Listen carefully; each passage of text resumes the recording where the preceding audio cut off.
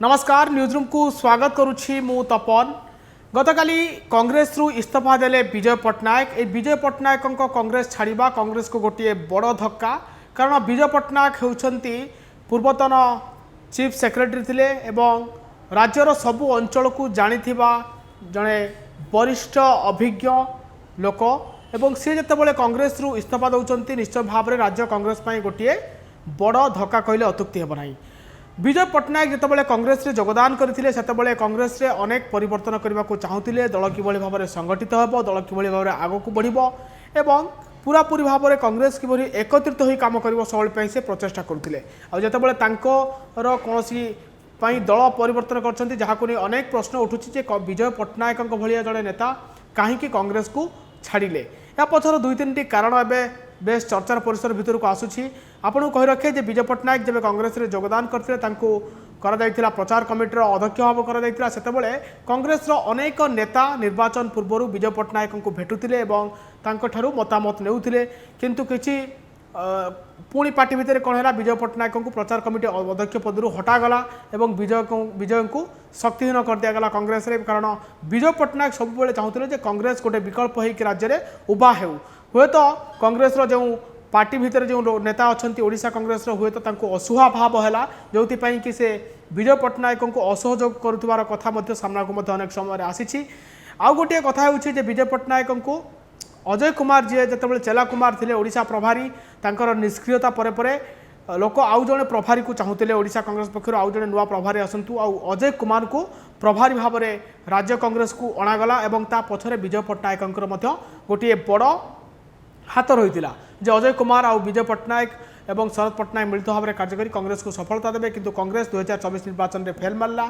विजय पट्टनायक को निर्वाचन पूर्व प्रचार कमिटी अध्यक्ष पदरू हटागला एवं तापरे अजय कुमार विजय पट्टनायक सहित मनमालिन्य कथा सामना को आसिला। उभय परस्पर कथा होनुथिबा कथा सामना को आसिला।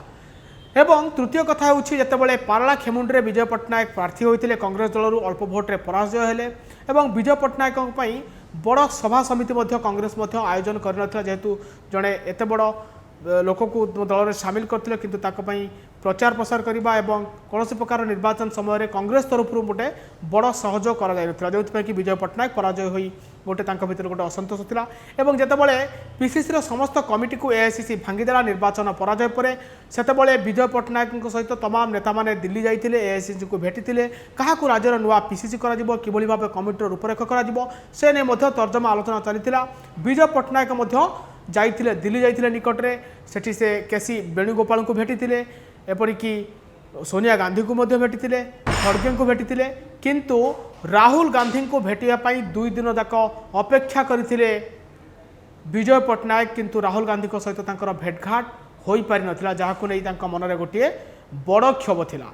से विजय पट्टनायक आपण जानिथिबे विजय पट्टनायक कांग्रेस रे योगदान कले ता पूर्व से राहुल गांधी को भेटिथिले एवं ता परे परे कांग्रेस रे योगदान करथिले। जेतेबेले राज्य में कांग्रेस गोटे खराब परिस्थिति गति करुछि सेतेबेले कांग्रेस को रिवाइव करबा पई एवं गोटे नुआ विकल्प भाव में उभाबा पई गोटे प्रकृष्ट समय मध्य आसीछि। जेतेबेले विजु जनता दल क्षमतार जाइछि सेतेबेले विजय पट्टनायक चाहूतिले जे कांग्रेस को किभଳି भाव में संगठित करा जिवो, काहाकू पीसीसी करा जिवो, एमती कुछ प्लान नहीं कि कांग्रेस पाखु जाइथिले, हाई कमांड को भेटिथिले, किंतु राहुल गांधी को भेटी ये तांकर किछि दाबी जणाइबो चाहूतिले, किंतु राहुल गांधी सहित तांकर भेट होई नथिला, जहा फल कि से क्षोभ प्रकाश करथिले एवं जहाँ कारण हो पारे ये गोटे कारण बोली कह जाउछि जे राहुल गांधी सहित भेट हो न पारिबा, सेथिपई गोटे हठात डिसीजन नैचंती विजय पट्टनायक नेले एवं कांग्रेस को बाय बाय कहले। एवं तांकर काली आपण जदि तांकर काली प्रेस मीट शुणिथिबे से काली कहउतिले जे कांग्रेस दल रे मते सम्मान मिलिलानी, तो कांग्रेस पई मते काम करिवार सुजोग मिलिलानी, जोथिपई कि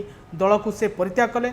आपण कौन भावुंट विजय पट्टनायक दल छाड़ा पथर कारण आम कमेंट कर जनातु। एभली अधिक खबर देखिया आम चैनल को लाइक शेयर आउ सब्सक्राइब करंतु।